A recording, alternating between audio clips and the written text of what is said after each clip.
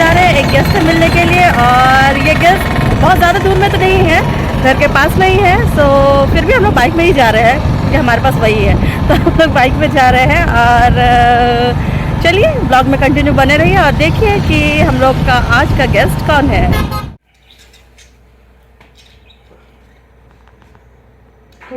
अच्छे से है। Thank you. जय श्री पार कर दो बेटा, ब्लेस यू। पार कर दो। तो अभी तक जो आपका सिंगिंग करियर है, आप काफ़ी आगे तक आ चुकी हैं, काफ़ी ऊपर आ चुकी हैं, तो क्या चैलेंजेस था जो आप अभी तक फेस किए हैं, जो सबसे बड़ा चैलेंज आपको लगा?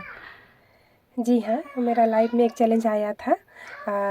मेरा ये जो गला, बहुत गाना गाना गाना गाना गाना रात भर गाना गाते गाते गाते गाते, जैसे कि रात भर प्रोग्राम सब होता था, उसके चलते दोनों टॉन्सिल जो होता है वो इन्फेक्टेड हो गया। और जब डॉक्टर के पास गए तो वो बोले कि अभी गाना उना कम कर दो और ना गाना ही अच्छा होगा, और कुछ ही दिनों के बाद इसको हम लोग ऑपरेशन करके निकाल देंगे बोल के बोले। फिर ऑपरेशन हुआ मेरा और वो टॉन्सिल निकल गया। उसके बाद मैं सोच रही थी कि मैं और गाना नहीं गाने सकूँगी, और गाना मेरा बंद हो गया। लेकिन देखिए, आप लोग जो गाना पसंद करते हैं, जा तोरे मैना, वो 1 महीना के बाद ही, मैं हॉस्पिटल से 1 महीना के बाद आने के बाद ही वो रिकॉर्डिंग हुआ। तो इसके लिए मैं प्रभु को बहुत बहुत धन्यवाद देती हूँ कि वो मुझे इस लायक फिर से लाए अपना महिमा करने के लिए।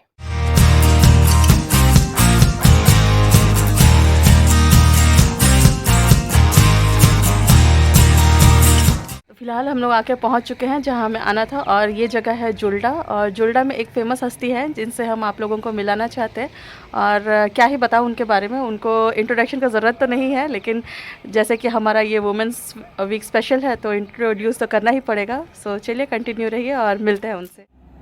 तो सबों को जय शू, जोहार और welcome back to our channel. आप देख रहे हैं दीदी की दुकान।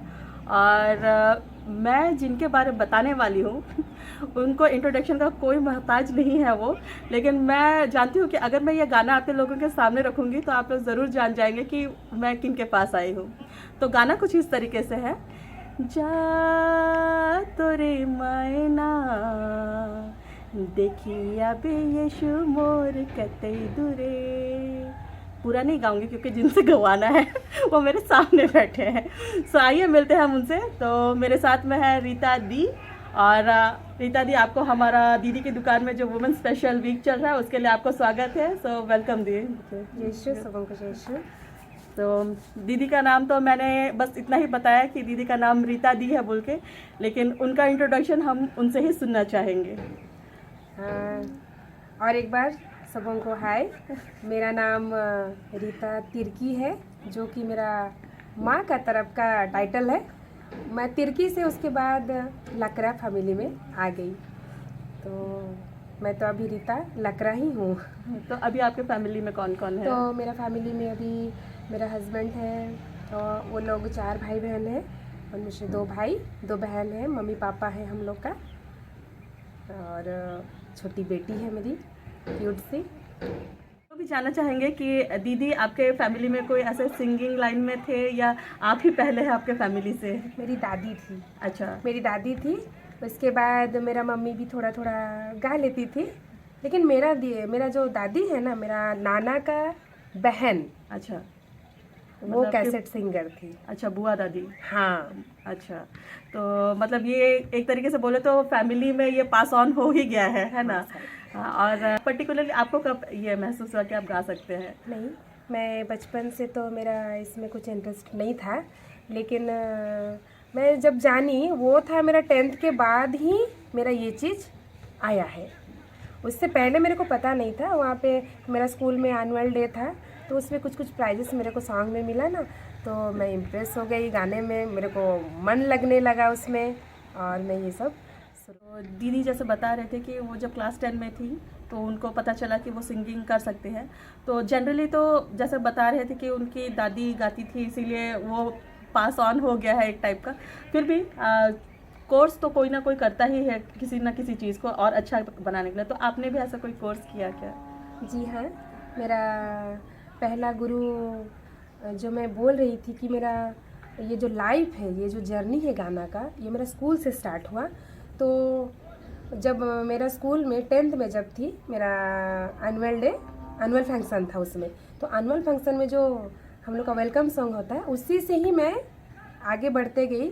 जैसे कि मेरा वो सर थे, वो सिखा रहे थे। वो टाइम में क्या हुआ, तब सबको गाने के लिए बोल दिए। अब गाते गाते गाते गाते सब कोई गा रहा है। फिर सर बोले नहीं, इसका आवाज़ एक अलग सुनाई दे रहा है, तो सब अलग अलग गाओ बोल के बोले ना। जब अलग अलग गाओ बोले तो सबका मुंह तो बंद हो गया डर से। उसके बाद सर बोले चलो एक लाइन करो। हम तो सबसे पीछे चले गए, शायद मेरा ही गलती हो रहा होगा बोल के। फिर एक गाते गाते तुम गाओ बोल के बोले जब, और थोड़ा डर लगा। फिर गाई तो सर बोले अरे तुम कहीं पे सीखती है बोल के बोले। तो मैं बोली नहीं सर, मैं नहीं सीखती हूँ। तो बोले कि चलो सीखना स्टार्ट कर दो, अच्छा होगा, कभी तुम अच्छा गा सकती है। ये चीज़ मेरे को बोला गया था और वो चीज़ मेरा मन में बैठ गया। उसके बाद मैं आके पापा को सीधा बोली मेरे को गाना सीखना है पापा बोल के बोली ना। और मैं वही गाते गाते हम लोग का जो है गांधर्व महाविद्यालय, उसमें मैं 4th ईयर तक गाना में 4th ईयर की हूँ। तो मतलब आप जनरली अगर बोलेंगे तो ऐसा स्कूल टाइम में तो आप थोड़ा थोड़ा गाने स्टार्ट कर लिए थे, लेकिन पहला ये वेलकम सॉन्ग ही था जिससे आपको मतलब पहचाना गया कि आप अच्छा गा सकती है। मैं अपने आप को जानी। अच्छा, मैं अपने आप को जानी, अपना अंदर में जो टैलेंट है उसको मैं उसी से जानी कि मतलब मैं गा सकती हूँ। तो वो गाना लाइक कौन सा था? शायद अभी याद भी नहीं होगा। मेरे को याद नहीं आ रहा। जन्मभूमि उड़िया गाना था। अच्छा, है ना, तो सॉरी मेरे को याद नहीं आ रहा है। कोई बात नहीं, होता है क्योंकि ये बहुत लंबा समय हो गया बहुत है। लंबा, ये 2002 का बात है। अच्छा, हाँ। तो ये अच्छी बात है कि दीदी ने अपना कोर्स किया। उन्होंने जाना 10th के बाद कि वो उनके अंदर वो सिंगिंग टैलेंट है, सो कोर्स किया उसे और निखारने के लिए। और अभी जिस मकाम पे हैं आप, तो आप लाइक किस किस टाइप का सिंगिंग करती हैं आप? मैं रिलीजियस गाती हूँ, नागपुरी गाती हूँ, और अभी मैं धीरे धीरे हिंदी जो है हम लोग का लता जी का गाना सब, उसको मैं ट्राई कर रही हूँ गाने के लिए, कोशिश कर रही हूँ। क्योंकि पहले मेरे को हिंदी गाने का मौका नहीं मिलता था, लेकिन अभी स्टेज मिल रहा है मेरे को हिंदी गाने के लिए। अच्छा। खास करके तो मैं अभी उसका रियाज करती हूँ मैं वो गाना का। तो लाइक मतलब ऐसे प्लेबैक सिंगिंग वगैरह भी आप तो किए होंगे? जी हाँ, मैं प्लेबैक सिंगिंग में 2002 में जब स्टार्ट की, मेरे को बहुत जल्दी स्टेप मिल गया था। मेरे को स्टेज, मेरे को अच्छा स्टेज मिला था। मैं दिल्ली गई थी, जो सर मेरे को सिखा रहे थे, बहुत अच्छा, वो जर्नी बहुत अच्छा था। जब सर सिखा रहे थे ना, तो मेरे को स्टेज में कैसा परफॉर्मेंस देना है वो भी वो सिखा रहे थे मेरे को मंदिर में लेके जाते थे। मेरा पहला गाना उधर था सॉरी। तो पीछे में एक छोटा सा हारमोनियम था ना, तो उसको पकड़ के उनका पीछे राजदूत गाड़ी था, उसमें बैठती थी और मैं गाना गाने जाती थी उनके साथ। उसके बाद गाते गाते गाते वहाँ सब पहचानने लगे। उसके बाद वहाँ वो लोग मतलब बाहर में इंटरनेशनल प्रोग्राम सब में भी वो लोग करने जाते थे। तो दिल्ली में एक प्रोग्राम था, सूरदास बोल के एक ऑडिटोरियम था, वहाँ पे हम लोग का एक नाटक गया था ना, पहले खुदरो नाटक को जो बोलते हैं ना, वो था। तो उसमें मैं प्लेबैक सिंगिंग की थी। तो जहाँ पे हम लोग का राज बब्बर को भी देखने के लिए मेरे को मौका मिला था, फिल्म स्टार को। मेरे को बहुत खुश लगा वो टाइम में। देखे छुए नहीं, बस देखे। पर वो स्टेज चढ़े ना, तो वहीं से मेरा आशा बढ़ते गया। तो जैसे कि हम लोग जान रहे हैं, दीदी बहुत सारा गाना गाई है, नागपुरी में है, रिलीजियस में है। तो ऑब्वियस है जब सिंगर है साथ में तो हम लोग सुनना ज़रूर चाहेंगे। तो दीदी आपका जो पर्सनल फेवरेट है, आपका ही गानों में से एक सुनाएंगे हम लोग को। तो जो गाना मेरे को नाम दिया नागपुरी, सबसे पहले तो नागपुरी को बोलूँगी। उससे पहले मैं सांथाली लैंग्वेज में भी गाना गा रही थी पहले। तो एक सांथाली गाना सुना दीजिए। जरूर। 2 लाइन गाते रे आमात गीताणा रे, आमात गीताणा रे, न्यापा मालांग हुनं रापडा लांग हुनं, जीवी रे नांग सुलुका था। ये सांथाली लैंग्वेज का गाना है। मस्त ना। ऐसे जब गाते रहेंगे तो ऑब्वियस है कि वो सामने से सुनने का बहुत इच्छा होता है। वैसे मेरे ख्याल से जीजू बहुत खुश हो जाते होंगे ना। हाँ कहीं रात रात बैठ के गवाते तो नहीं है ना? नहीं ऐसा बात नहीं है, लेकिन वो मेरे को बोलते हैं सबके लिए गाती है पर मेरे लिए कभी नहीं गाती है। एक तो कमजोरी है, मैं उनके पास गाना नहीं गाती हूँ। और वो उठते नहीं है ना तो मनाने का मौका भी नहीं मिलता है। तो ऐसे फिर आपका, और जैसे रिलीजियस में आपका जो गाना आपको फेमस कराया वो तो शायद आप पहले ही गा दिए मेरा गाना, लेकिन मेरा आवाज में वो दम नहीं जो इनका, क्योंकि ओरिजिनल वर्जन जब यहाँ है तो ये डुप्लीकेट का क्या करेंगे। वो भी वही नाम से जानते हैं। कहीं भी अगर हम स्टेज प्रोग्राम देते हैं तो वहाँ पे वो गाना मैं जरूर गाती हूँ। तो यहाँ भी जरूर गा दीजिए। जरूर। जा तोरे मैना देखिया बेशुमार कते दूरे, जा तोरे सुगा पूछिया बेशुमार कते दूरे, रहलो ने जाथे सहलो ने जाथे कहीं अज आवी मोर ये सोचे के जीवा मोर घबराथे, जा तोरे मैना देखिया बेशुमार कते दूरे। साथ में मेरे को और एक गाना याद आया है। मैं सबसे पहला मेरा रिलीजियस गाना, एक फादर थे, वो फादर का नाम था सिप्रियन कुजुर, वो अभी नहीं रहे। मैं उनसे बहुत इम्प्रेस हूँ और मेरा आइडल भी बन गए वो। और वो एक गाना लिखे थे, पहला गाना मेरे को जो मिला था रिलीजियस। आयो स्वर्ग आयो आयो डोलरो आयो, तोरे राज्य में सुख चैन मिलेला, कहिया जाबो तोरे पासे जीवा मोर तरसेला, पढ़ के लिखे देना होले उड़ के चले जा तो ओही स्वर्ग राज दुनिया के छोड़ के। ये गाना है। और ये गाना फादर अपना पैर में लिखे थे।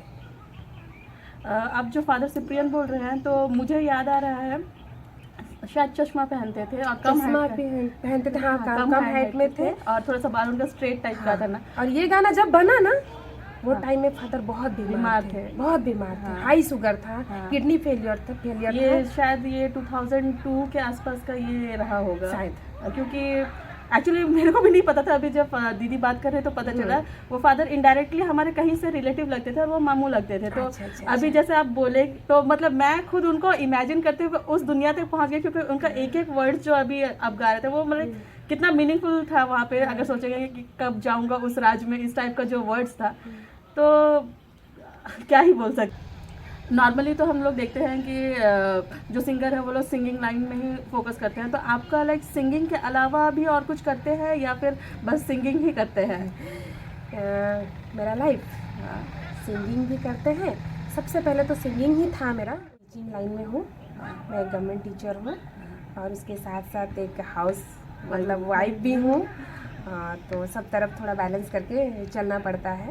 तो सभी का लाइफ अगर देखेंगे तो मतलब एक माँ भी है, इधर एक वाइफ भी है, इधर एक टीचर भी है, फिर इधर अपना प्रोफेशनल जो अपना हॉबी रह चुका है सिंगिंग वो भी कंटिन्यू करना, और साथ में बहू भी है। हाँ, साथ में बहू भी है।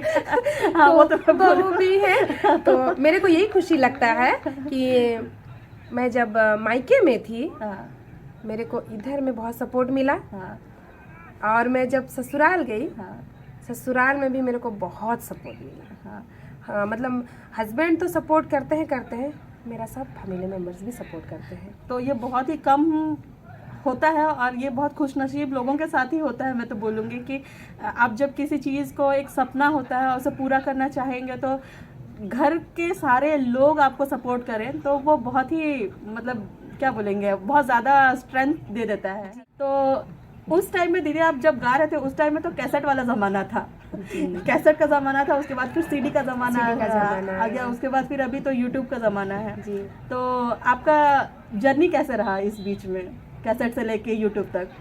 कैसेट से लेके यूट्यूब तक वो टाइम भी बहुत अच्छा था, कैसेट वाला टाइम ना।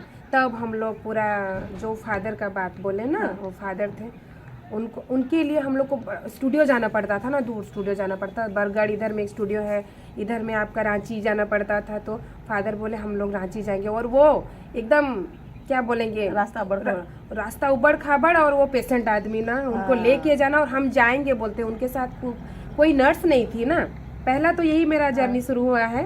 तो नर्स भी नहीं दिए, वहाँ का डॉक्टर कोई नहीं दे, मत दो। हम मेरे साथ 2 जन लेडीज हैं, मेरा बेटी लोग रीता और सीमा बोल के बोले, मेरा एक फ्रेंड भी है ना, गाना गाती है, तो ये लोग मेरा नर्स है बोल के बोले।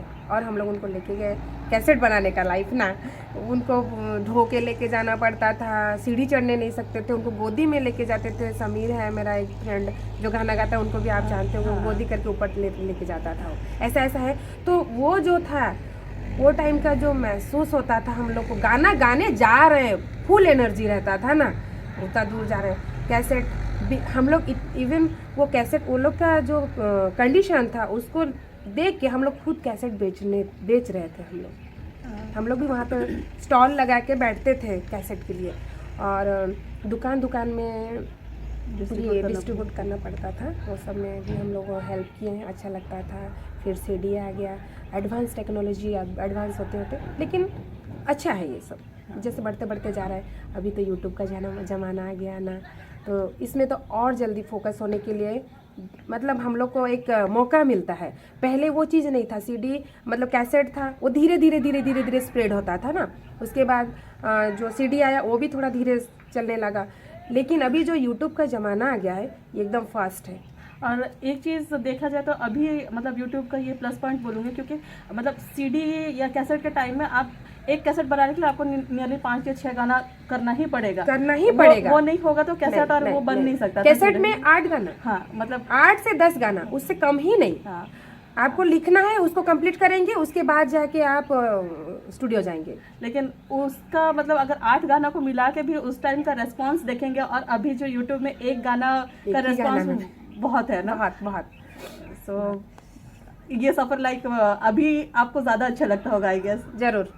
जरूर अच्छा लग रहा है, क्योंकि वो कंप्लीट होने में समय लगता था ना। अभी एक गाना हो गया तो चलो रिकॉर्डिंग के लिए चलो, ऐसा होता है। तो जैसे कि आप सब जानते हैं कि केकड़ा का स्वभाव ऐसा होता है कि अगर एक बाल्टी में बहुत सारे केकड़ा एक साथ डाल दो और एक केकड़ा अगर ऊपर चढ़ने का कोशिश करे तो बहुत सारे केकड़ा उसको नीचे टानते ही है। वैसे हम मानव में भी ये स्वभाव है ही।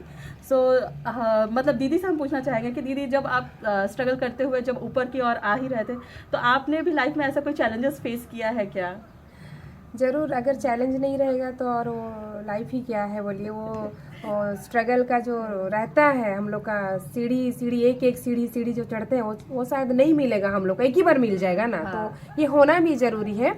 तो ऐसे होता ही है, घर परिवार हो या फिर आस पड़ोस के जो भी हो, जो लोग जानते हैं वो लोग से भी प्रॉब्लम होता है कभी कभी। और ये प्रॉब्लम मेरे लाइफ में भी आया है।